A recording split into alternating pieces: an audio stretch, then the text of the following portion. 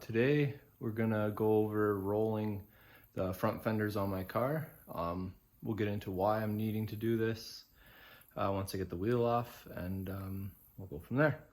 So to start off with, you're gonna need a fender roller to do it semi-properly. I'm not doing it 100% properly because I only have a blow dryer to warm up the metal and paint. So we're just gonna hope for the best. The paint is already a little bit cracked in there, and it's not necessarily 100% best paint job already. So if I get a little crack, I'm not overly worried about it. We'll be painting the car possibly next year. I don't know, we'll see how everything goes. So first things first, jack up the car, take the wheel off. We'll be back once we're there. Okay, so now that you got the wheel off, you got to put your roller on. And as for the reason I need to roll my fenders, I did TT spindles, control arms, and 3.2 TT or R32 brakes. So they're the dual piston, 334 mil rotors, 2-piece, aluminum center, steel outside. So I already had 10 mil spacers up here to get the tire a little further out.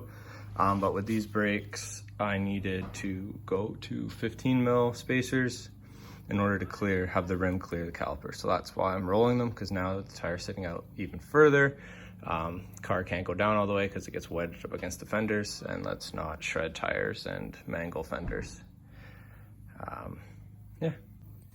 So when you're first starting, you don't want to put this at too much of an angle, because basically your fender is at a 90, so you just want to put it at a slight angle. This is kind of as close as I can get with how big this is and how much space I have. So you just want to get a slight angle to get it started. You want to work slow. You don't try and put this at right on a 90 and start trying to cram her out all in one go. You want to take your time. So basically you want to heat up your fender area where you're going to be working. Not a bad idea to clean in behind first, just so you're not trapping any dirt and crap back there. And then once you heat it up, then you just kind of take it and roll it back and forth like so. I haven't heated up yet, so you just work it back and forth until you get the whole thing kind of evenly folded over a bit, and then you can start cranking this out, putting more and more pressure on, and then change your angle and fold it right over. All right, here we are back on the ground. Fender rolled. It's not pulled out or anything, just rolled the edge over. I did both sides. Let's lower the car down and we'll see how it looks.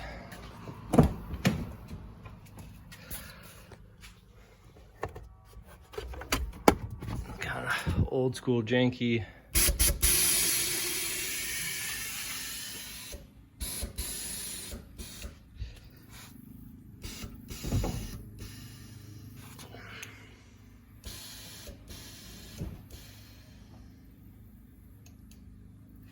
There we are, all the way down.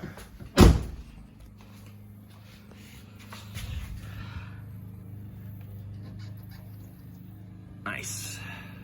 Wheels aren't quite straight, but that's my bad. I need an alignment anyways after doing all the suspension work. But here we are, like, just kinda like pretty awesome. So not sure if that's actually all the way down, or if control arms are, if that is actually all the way down, or if control arms are hitting subframe or something. We'll have a look at that when I take it in for the alignment. I'll air it out on the hoist up in the air, then I can see what's hitting and if there's any ability to go any lower or not. I mean, not that we really need to go much lower, but hey, we're on bags. If we can go down, let's go down all the way. All right guys, thanks for watching. Hopefully that gives you the rough idea. I know the concept's pretty simple.